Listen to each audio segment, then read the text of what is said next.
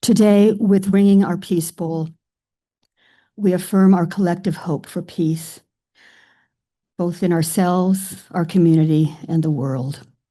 We acknowledge that these lands that we love are the historical lands of the Yavapai people. Before we listen to our choir this morning, I want to welcome the new face in front of them, Jed Levine. Came all the way from New York to be here with us. He's he's a candidate for our music director, and he is a certified Unitarian Universalist music leader, choir director, and pianist.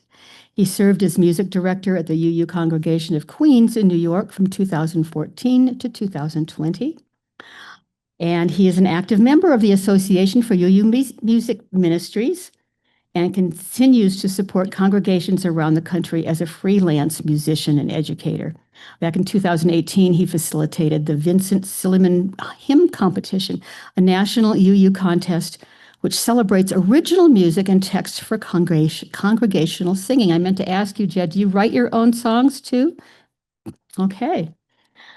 So with that, please enjoy our gathering music, Be the Change by Michael Abels.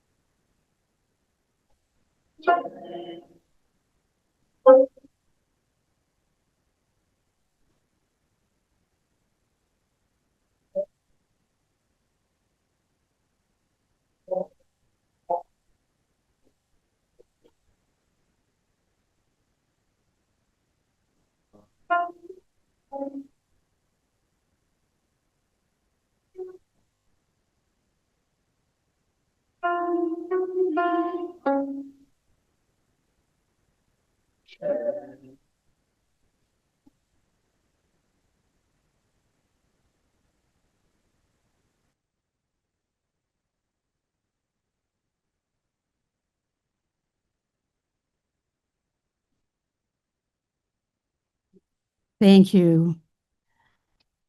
Well, here we are together on a lovely morning after a day of rain yesterday. Here we are at Granite Peak Unitarian Universalist Congregation. Good morning, everyone here, and also to those on Zoom. It's good to see your bright, shining faces. I am Suki Jones, your worship associate this morning, and we extend a warm welcome to all. First off, are there any visitors among us? If you could raise your hand, Fred is bringing around a microphone, and no pressure, but we would love to know your name and where you're from. Yeah, you don't get any free coffee if you don't announce who you're from. And believe me, our coffee is worth standing up for. So welcome to each of you. And after this service, this room magically transforms from a sanctuary into a social hall where we share refreshments and lively conversations. So we hope you'll all join us. At this time, I'd also like to say a few words about our speaker this morning, Maria Elena Dunn, also known as M.E. She is well known to many in our community as an activist, especially for the Latino community. Born in Cuba, she has lived in the area since 2013. And I believe it was in 2017 in February, she and I became friends when we worked together heading up Prescott Indivisible's immigration team. Since then, her fervor has never stopped. Here at GPUU, she worked with Reverend Patty on immigrant outreach and with the team that put on our Link Christmas events. And she continues to work with members of our Social Justice Council. On behalf of Prescott Indivisible's program for DACA recipients, she applied for and was the recipient of our Tom Pettit Award. And you'll hear more about her story later on, but you can see a quote by her in this morning's Courier in their article about immigration after the event we were all concerned about at the Colt Grill. So thank you, Maria Elena, for being here. In our work and ministry here at Granite Peak, we are guided by this, our mission statement. We are a compassionate, spiritual community that celebrates diversity, nurtures the personal and spiritual growth of all ages, shares our gifts, promotes justice for all, and serves the world we live in. Heartfelt thanks to the folks that make this Sunday morning such a joy. Lena, our pianist, Brian and today's greeters, Chris and the coffee crew, and thank you to everyone who in the past have brought contributions for Coffee Hour, either monetary or your goodies from home. Please continue with bringing those goodies. Martin on AV behind the screen, and our Granite Peak singers. And today we have Tom Burrows with us again on the drums. Yay! So, thank you everyone for being here, but you don't want to embarrass yourself. So now would be a good time to check your phones that they're off, and I'm going to check mine.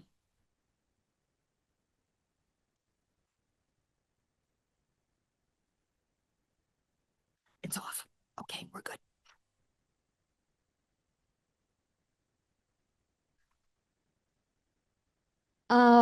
One announcement this morning, the drum circle happens after coffee hour at 11:30 over in the Faith Development Building. And Bronwyn is down here showing you that she's really excited for you to come to that. It's really a lot of fun. And Jed, you might want to join. I saw you on the drums here, so head across the street and join the gang. Oh, he's got a flight. Okay, sorry. So you can learn about other activities and events in our congregation on our website at prescottuu.org. We have a weekly Peak newsletter and then a monthly newsletter, The View. Children over the age of 5 are being taught by our Children's Faith Development Coordinator, Sandra Palacios. And she gave me a long description of what she's doing today, and it's incredibly moving. So I'm just going to read this directly. She says, in her words, "The focus of this lesson is one that I hold deep in my heart for what I have experienced. I am a child of immigrants. I am a child of deportation. I am a child of family separation. Children of immigrants often express a unique blend of gratitude, resilience, and a sense of carrying their parents' hopes and dreams." Some quotes about children of immigrants. You come to the U.S. with nothing, but you have given me everything. When you were the child of immigrants, you weren't just you. Your success was also your parents, your cousins, your relatives. It would be simple if English and life were logical. I am a child of immigrants. That is the history of this country. So that's what she's focusing on, is immigration and what it means to children of immigrants.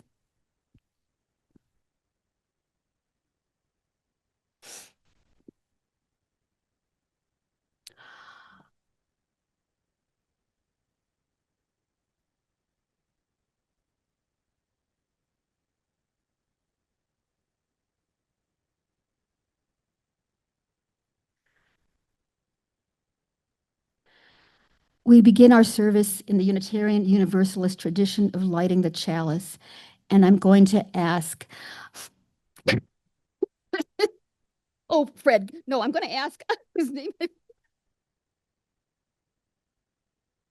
so sorry. Gray hair, no memory, Art, who I've known for years, to be our chalice lighter this morning. Today, we light the chalice with these words by Florence Kaplow. We light this chalice today in honor of the Unitarian Universalist first principle to affirm and promote the inherent worth and dignity of every person. We recognize that these are not just words to be spoken. Instead, they call us out of our comfort into an ever-deepening commitment, a commitment we make to the rights of all whose inherent worth and dignity are denied, diminished, or destroyed by systems of oppression. And they call us into the practice of looking into our own hearts with courage and honesty. So I've invited Maria Elena to read these words by Matthew Johnson.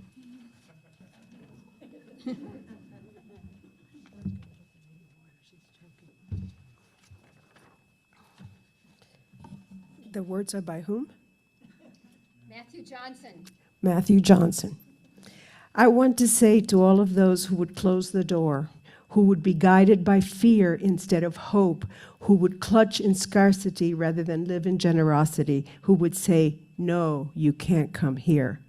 I want to say, how dare you? How dare you? Listen to the voices, see the faces, open your heart.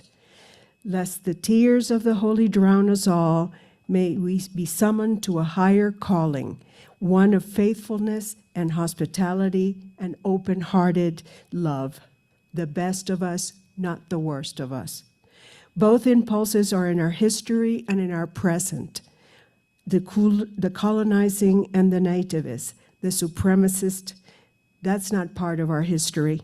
The part that says difference is scary and there isn't enough, and so it is just for us, that is part of who we are, who we live here in this land. But it's only part of our history and only part of our mythos. Mythos? Yes. Or our story about ourselves. Another part of our story is welcome. The table open, the door open, the heart open. The embrace of variety and diversity is as quintessentially American, the land of freedom regardless of origin or color or faith, the affirmation that there is plenty, there's enough. Come and be welcomed.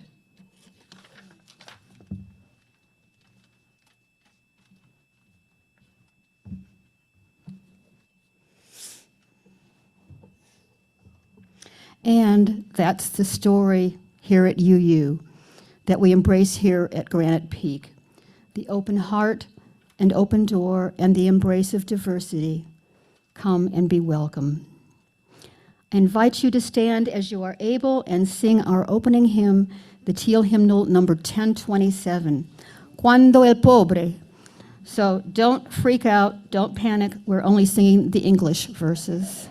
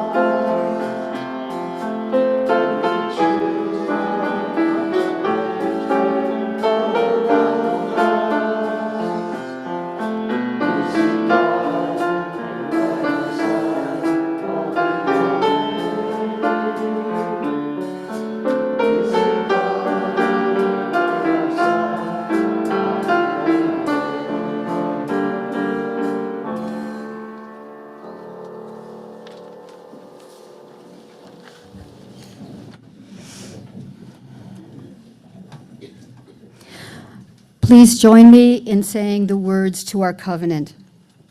Love is the doctrine of this congregation, the quest for truth, its sacrament, and service is its prayer. To dwell together in peace, to seek knowledge in freedom, to serve others in community. Thus do we covenant together. As we prepare to take the offering this morning, let us remember this moment is a spiritual practice, a collective affirmation of our shared values and a commitment to the mission of this liberal religious congregation. We also give back to the greater community through our seeds of support. This month's recipient is the Hungry Kids Project. You can read about them in your order of service. To contribute online, please visit our website, prescottuu.org. And now please enjoy our offertory music, De Colores, played by Lena. Sing along if you can.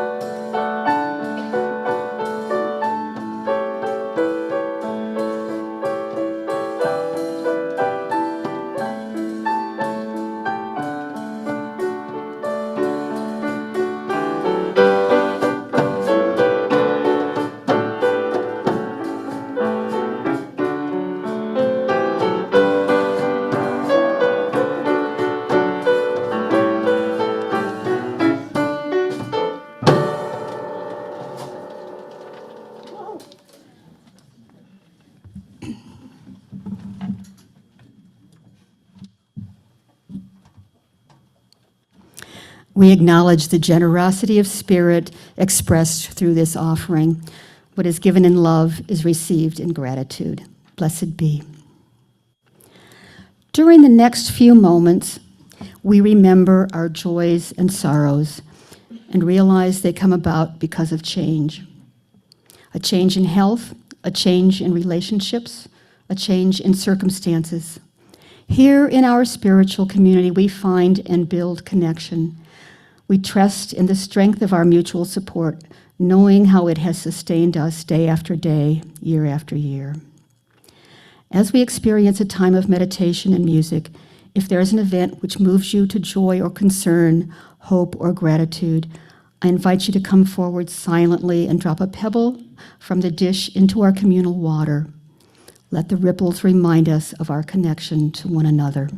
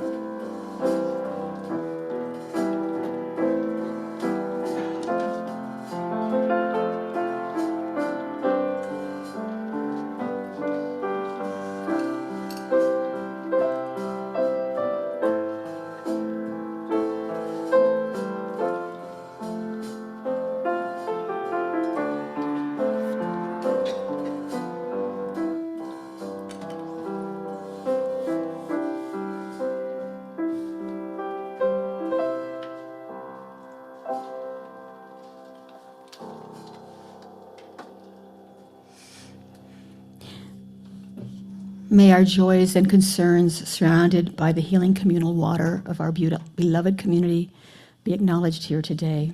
So may it be. Please join me in singing Spirit of Life. The words are in your order of service.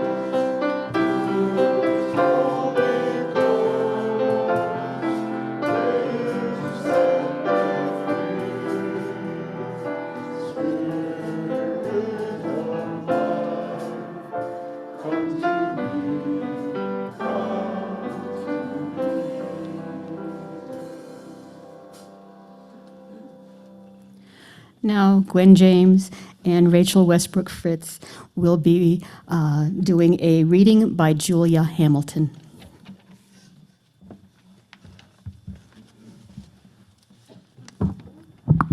They say I am illegal.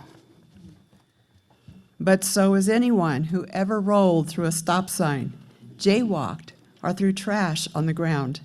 Not having a visa is a civil infraction, not a federal crime. They say I am here to take your jobs. But the jobs are often backbreaking and underpaid, and we are exploited by those who could never find a U.S. citizen to work under such conditions. They say that I bring drugs and crime with me. But it is U.S. consumers buying the drugs and U.S. weapons in the hands of the desperate. They say I am here to live off the system. But I pay taxes too, and yet I live in a shadow economy that denies me the benefits of a secure old age and Medicare if I get hurt on the job. They say that English is the only language worth speaking. But the true heritage of the United States is diversity, and I add my words and my traditions to the culture that enriches us all. They say I am here just to have my baby. But can you remember another mother who braved hardship and danger to bring her baby safely into this world? Can you deny Mary or Maria the right to fight for a better life for her child? They say that you will know I am illegal by my work boots and dusty jeans. But what about the student who overstays her visa? The artist who cannot marry his American boyfriend, or the grandmother who cares for the baby while the mother works? We may not all wear boots. We may have come from many countries, and yet we are alike. They say that the more I have, the less you have. But you are not diminished if I am raised up. Humanity is enriched when we climb together towards the light. Life is not a zero-sum game.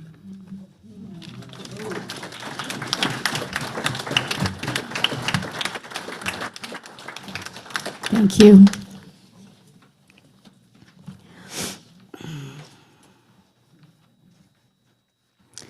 So now please enjoy Room at the Table by Carrie Newcomer, sung by the Granite Peak Singers and led by Jed Levine. And then we will hear from Miri Elena. Before we sing this next piece, I want to let you know that while the verse will be sung by the choir, we'd love for you to join in on the refrain. it goes, there is room at the table for everyone. And we'll repeat that several times throughout the song. So if you feel moved, please sing along with us when that line returns. I think it's a beautiful way to affirm that this community makes space for everyone.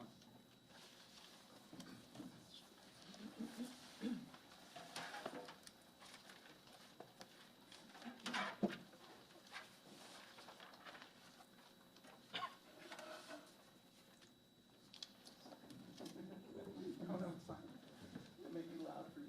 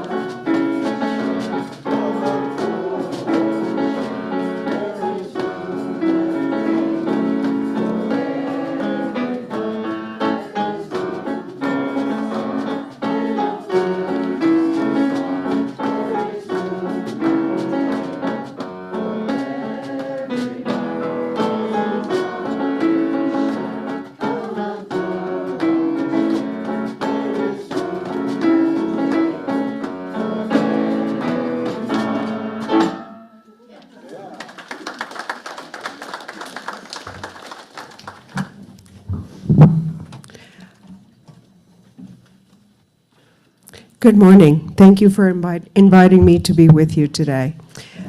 I was very moved by what Suki read that was prepared by Sandra, and very much so by the you call me illegal. And you will find that some of what I have to say goes along with what they just told us. As Suki said, as you know, my name is Maria Elena Dunn, but I'm better known as ME. I have been a resident of Prescott since October 2013, and I'm a member of Prescott Indivisible since its founding in February 2017. Before coming to Arizona, our family lived on and off in Northern Virginia, as well as in 7 different countries in Africa, plus Jamaica, France, and New York City. My husband was a Foreign Service officer, a U.S. diplomat, ultimately rising to the rank of career ambassador in 3 posts. We have 2 adult sons who, as children, lived and were educated overseas. Now one works for the American Society of Clinical Oncology, and the other one is a U.S. Air Force pilot flying in the VIP unit out of Joint Base Andrews in Maryland. I am delighted to come share with you my thoughts about a subject that is close to my heart and about which I'm passionate: immigration. I have entitled the presentation, "The Immigration Story, Truth-Telling in Search of Humanitarian Solutions." Why that? Because I would like you to leave here with, 1, a better understanding of the plight of present-day immigrants in the U.S., a clear view regarding what is truth and what is myth. Actually, let's call it by its real name, intentional misinformation and lies. An understanding of the importance and the role of immigrants in our lives, in our economy, our country, and I also hope to give you some ideas as to how you can help them, particularly the many being maligned and made to feel scared in our own Quad City areas. But before I go further, let me open with a disclaimer, which has been alluded to here. Things around immigration are so uncertain, it's such a roller coaster ride, that anything I may say today, right now, may not be completely true by the time we leave here, almost certainly not by tomorrow. Now, let me highlight some salient points to get us started, and listen carefully. We are a nation of immigrants. Only our indigenous people are truly American. No human is illegal. Our immigration system is broken. For those of you whose ancestors immigrated from Europe, let's be clear. They did not arrive in Ellis Islands documented or legally, as they like to say. Present-day immigrants, like many who came before them, are principally interested in improving a lot of their families in peace and safety, and especially giving their children opportunities that they themselves did not have. But immigration in the recent past is also fueled by instability, wars, persecution, both officially sanctioned and gang-related, as well as due to the effects of the climate crisis in the countries of origin. Immigrants, this is another thing that has been said, and let's remember, immigrants make more contributions to our communities and our economies than what they receive in benefits from federal, state, or local governments. Lastly, beware the narrative. More than any time in our history, the information you receive is influenced by catchphrases, dog whistle words chosen to incite and seed fear, disseminated by many social and traditional media outlets, irrespective of what is truth and what is not. Now enter AI, and with it, sadly, repetition of lies gives credence. But before I delve into these points and some of the data which supports it, let me tell you a little bit about my immigration story. Born of first-generation Cubans, I led a charmed existence in Santiago de Cuba until age 11. Our family was very supportive of change and regime in Cuba, having lived through the excesses of the repression and indiscriminate killings of Batista. On January 1st, the day that Fidel and his troops marched triumphantly from the Sierra Maestra into town, they did so in Santiago, my city, not in the capital, Havana. After the first of his legendary several-hour speeches in our town square, Fidel came to have rest at my grandmother's home, where many of his barbudos, the rebeldes, the guerrilla fighters, were resting and being fed. Incidentally, with a ham and turkey donated by the U.S. Consul General, intended for his official New Year's luncheon. Fast forward 2 years. In early '69, the rumor mill, fueled by some within the Catholic Church, convinced many parents that the Castro regime intended to take their children away and send them to educational institutions in the Soviet Union for communist indoctrination. A mass exodus of children followed. Parents sent their kids through the church to volunteer families throughout the U.S. to care for them while things sorted themselves out, or so it was believed. The project was called Peter Pan. While I was not one of those, at that time, my parents, filled with fear, sent me to an uncle and his family in Miami who had already left the country. Long story short, I eventually landed in an all-girls Catholic boarding school in Long Island, and I did not see my mother again until 5 years later, before then not knowing if I ever would. While my story is quite different than the present-day horrors of walking through jungles, being attacked, trying to ford a river, traversing the desert, there are a few commonalities. I arrived with no English, I was constantly mocked in school, and at age 12, I had to work in the school's mess hall in order to pay my way. But I am not resentful or bitter. That experience made me who I am, and I am grateful. As it is said, that which does not kill you makes you stronger. I feel I am. No matter, Cubans, when they arrived in the US, whether with green cards or not, were treated as political refugees or exiles and extended all sorts of benefits that present-day immigrants do not receive. Seeking asylum or refuge no longer means what it is supposed to, as prescribed by the Geneva Convention. But how about the immigrants of the last decades? Yes, Many do come fleeing poverty, and the reasons for such can be debated ad nauseum. But many arrive at our borders fearing for their lives. Most don't sneak in. They actually willingly present themselves to U.S. border officials upon arrival because they expect the protection granted them through the above-referenced Geneva Convention. Let me tell you what that says. The 1951 Geneva Convention on Refugees and its 1967 protocol defined the right of asylum and established the responsibility of nations towards refugees. It ensures that individuals fleeing persecution or war have the right to seek asylum in another country and be protected from being returned to situations where their lives or freedoms are at risk. Hopefully you heard all that clearly, because then you will know that that is not at all how we have been treating those arriving at our borders. Such protection requires a process by which each case is examined for its validity. Yes, it's true, the numbers have overwhelmed the system, but that right has been unevenly and unfairly applied. Under the current administration, they're no longer even being processed. And even beyond that, some who had beforehand been given temporary protected status have seen their status rescinded, demonstrating one of the points I made at the outset. Our current immigration system is broken, a fact that sometimes makes good people act badly. This leads me to the whole issue of myths and reality. First about the process, later about the immigrants themselves who have settled among us. Trying to apply for entry into the U.S. through current legal channels means it is a burdensome and nearly an impossible process.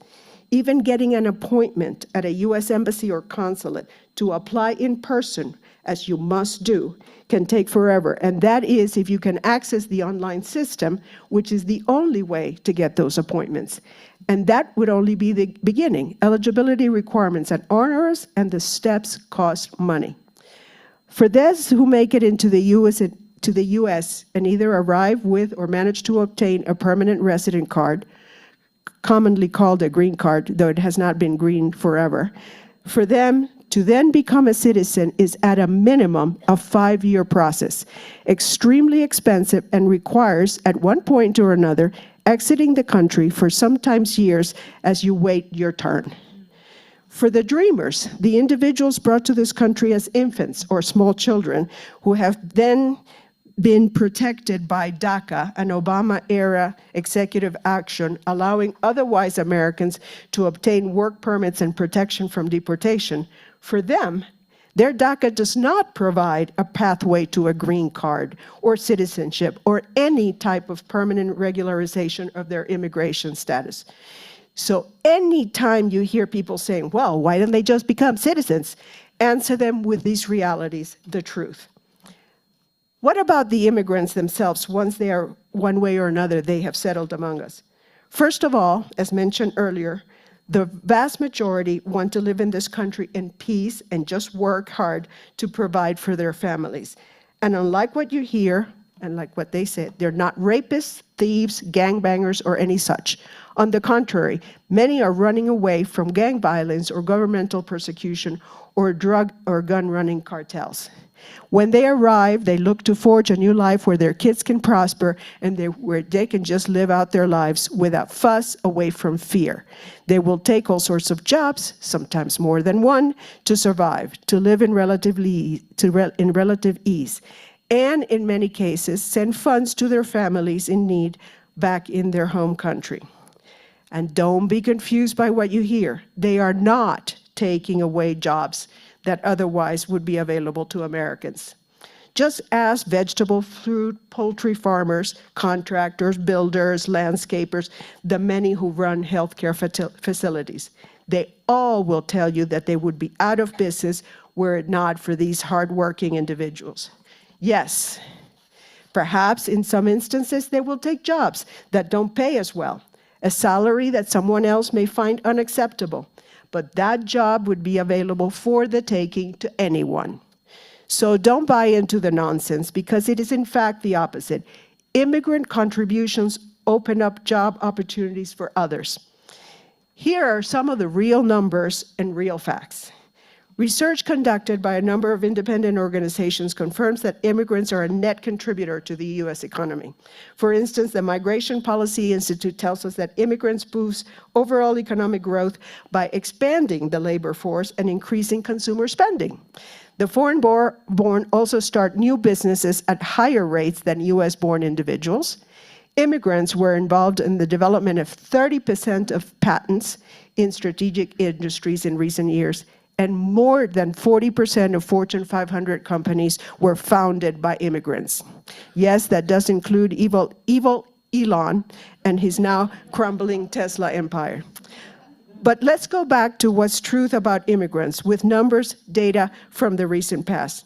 In Arizona, for instance, the American Immigration Council found that immigrants contribute more than $26 billion annually to the state's economy, including more than $5 billion from undocumented individuals.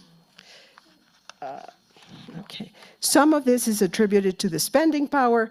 Immigrants in Arizona account for 23% of entrepreneurs in the state, 19% of STEM workers, and 12% of nurses. That's in the state.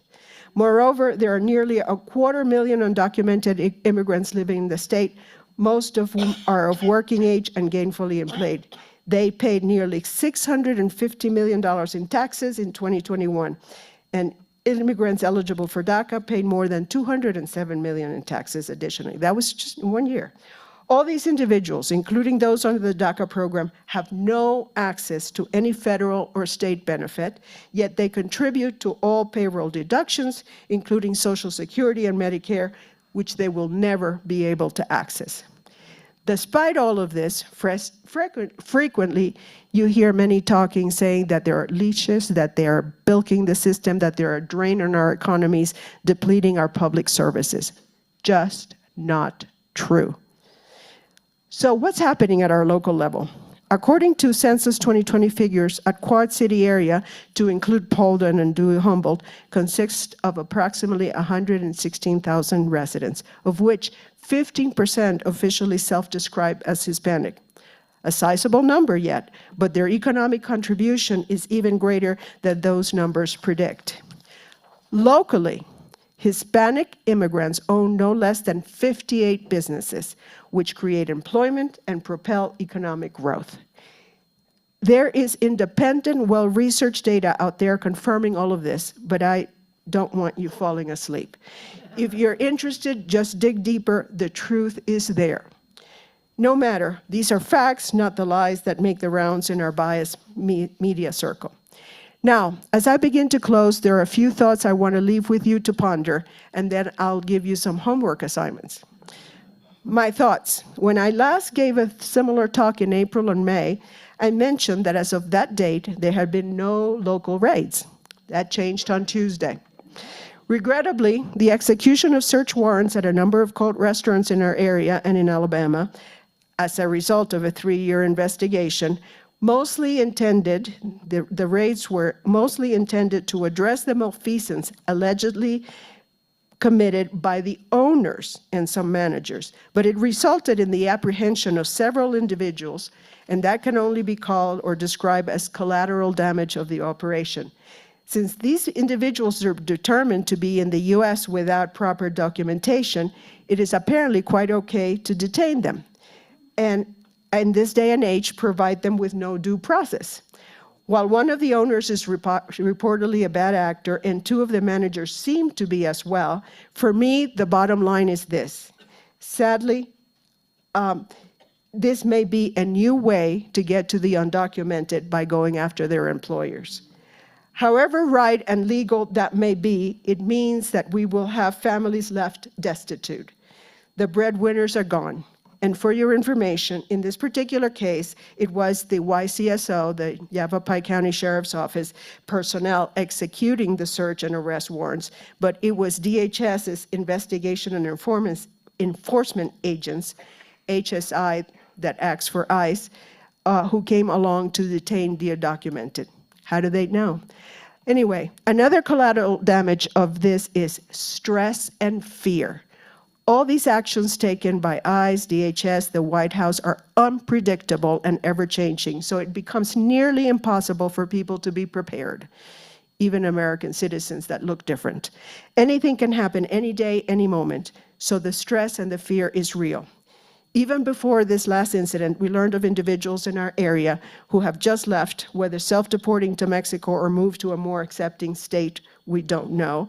Others have changed their lives so as to go under the radar, yet others go about their daily lives but are constantly looking over their shoulder. Today's Daily Courier front page piece describes much of this quite well, that fear in changing of habits. The fear is well justified. We live in an environment where the value of and the truth about our immigrants is not understood by our neighbors. You see constantly how they are maligned and mischaracterized in all sorts of national and local media. Moreover, the authorities, with some exceptions, are at the ready to turn in the undocumented to federal agencies like ICE. And then there's the illegality, likely the unconstitutionality of some of the actions being taken. One, militarizing the border. Although this sort of old news, it is nevertheless of great consequence and may have almost been forgotten. As you may have read back in April, active duty military were deployed to the border with extraordinary, possibly unconstitutional powers of immigration enforcement. One group is based in Fort Huachuca. They have been ordered to cordon off federal and state-owned border lines to make them part of the fort, so they can become part of the DOD jurisdiction. This is a 170-mile stretch in Arizona and New Mexico, and mind you, Fort Huachuca is in Arizona, with the intent of adding California as well.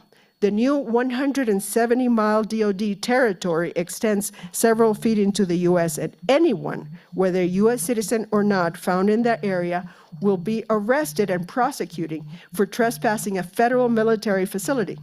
Individuals with nonprofits providing humanitarian aid at the border now have a target on their back. So what else is causing this? Creating chaos and fear. By conducting many of the raids in California and elsewhere, as well as the similarly insidious trapping of individuals just outside of courthouses when presenting themselves to immigration courts as they are legally required, all conducted by mass so-called ICE police, it's a group that will hereafter have unlimited resources following the passage of the big bloated bill. By apprehending immigrants with the flimsiest of excuses and then giving them no access to due process, deporting them to countries not their own, or detaining them in Nazi-like camps. Can we really call this Great America?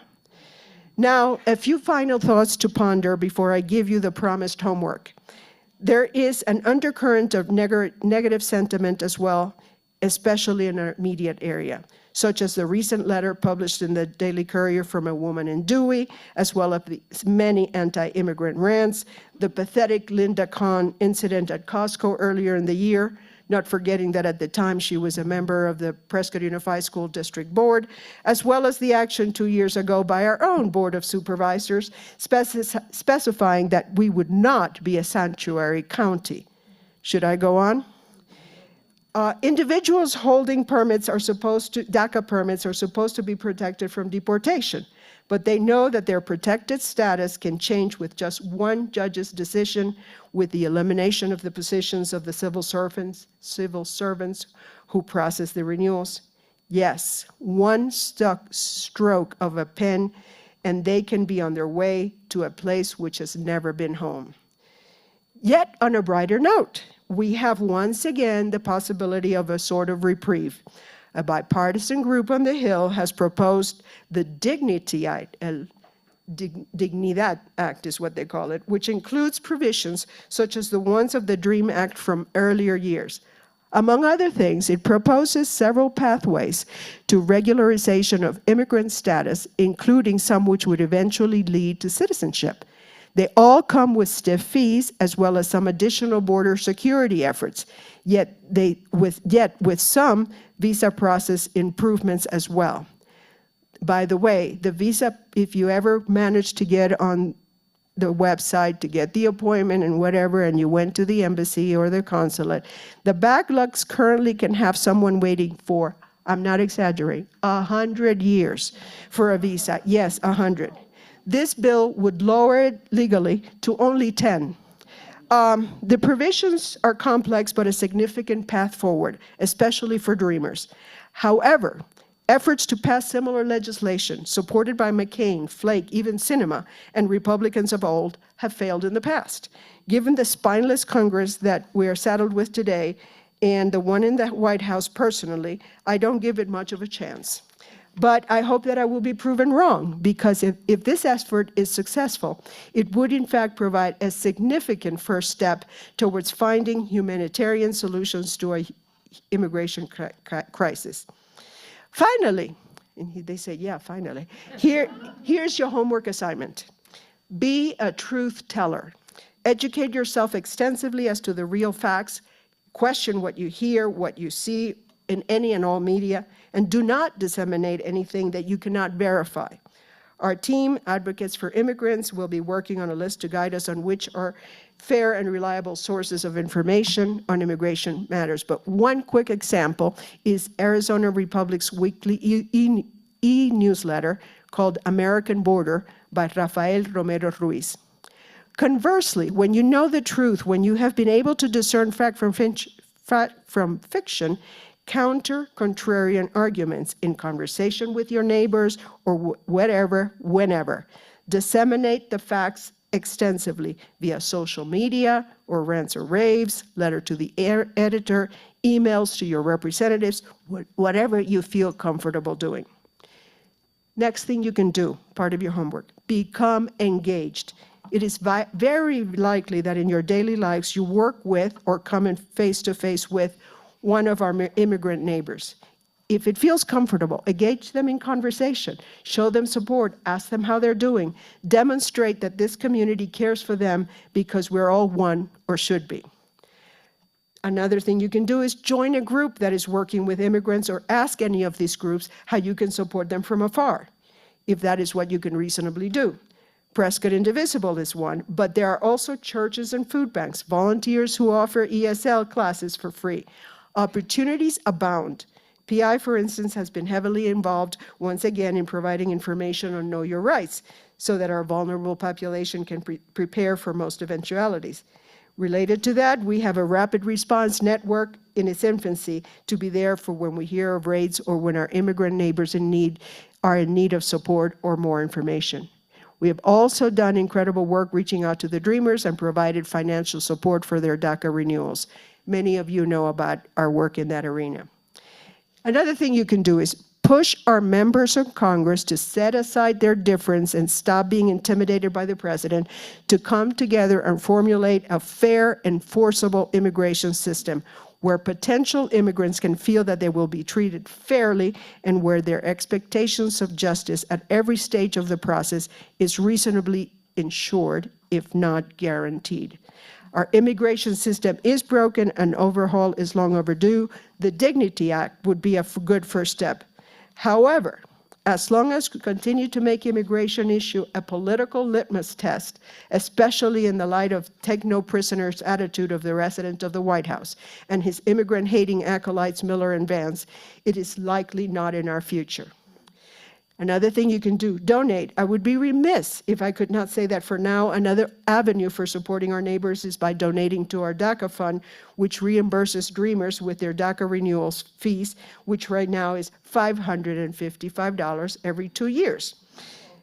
Yes, if you want to know more, a lot of information on Dreamers, our DACA fund, and some personal stories of our past awardees can be found on our website, which is prescottindivisible.org under the PI DACA Fund rubric. Visit it. And lastly, wow, she's getting there. Just do something. No matter any action on your part, however small you may think it is in fact very valuable. A smile, a hello. Our community needs you, and it will cost you nothing.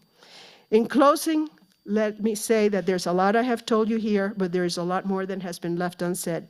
I could talk at any one of these points for hours, but Suki told me no more than 15 minutes, and I am sure I have gone over. So apologies, and thank you for being such good listeners. Have a good week.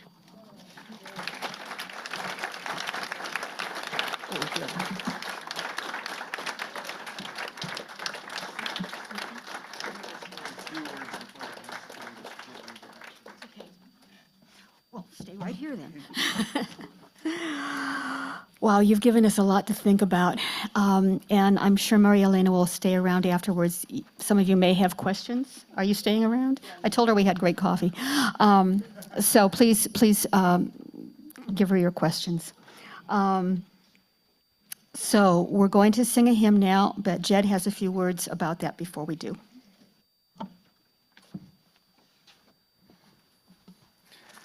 Our closing hymn will be number 1051 in the Teal hymnal, We Are. And I just wanted to point out one or two things because the way it's written is tricky, right? So if you look at the first verse there, for each child that's born, a morning star rises and sings to the universe who we are, that gets repeated twice. And then there's this very long section that starts with we are our grandmother's prayers, and that goes on to the next page.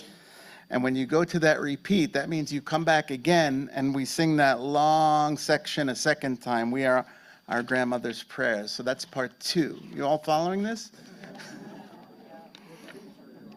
Part 3 is we just sing one time, which is from the bottom of the 3rd page. We are our grandmother's prayers and our grandfather's dreamings. And then finally, there's that last section, the last 2 systems, they call it. For each child that's born, a morning star rises and sings to the universe who we are. We'll do that 4 times. Okay, so just to repeat quickly. First verse twice, short piece. Second part, big section. Page 1050. This is hymn number 1051 in your Teal hymnal. First time we'll do the first verse twice. Second long part, we'll do that twice. Third part once, and the final part 4 times. Thank you. And follow the choir.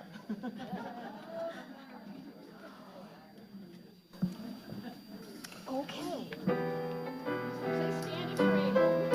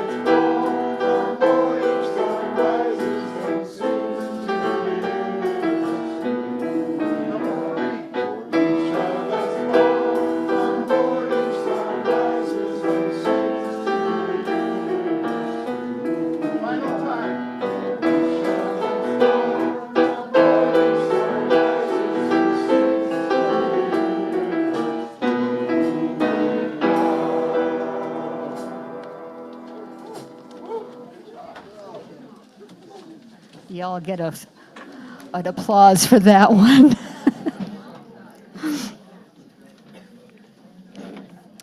May you personally find comfort in these closing words, but let us especially hold the refugee and the immigrant in this prayer by Eric Cherry. May God be with you. May your grief and loss be assuaged. May the hard road you travel include spaces of rest and security. May you know your inherent worth and dignity every day of the journey. Let us pray for the people who are met along the way. May they remember how they were strangers too. May they embrace the pathways of compassion. May they recall the teachings of the prophets. May they make room in their hearts and their homes. And now please join me in extinguishing the chalice. We extinguish this flame, but not the light of truth, the warmth of community, or the of commitment. These we carry in our hearts until we are together again.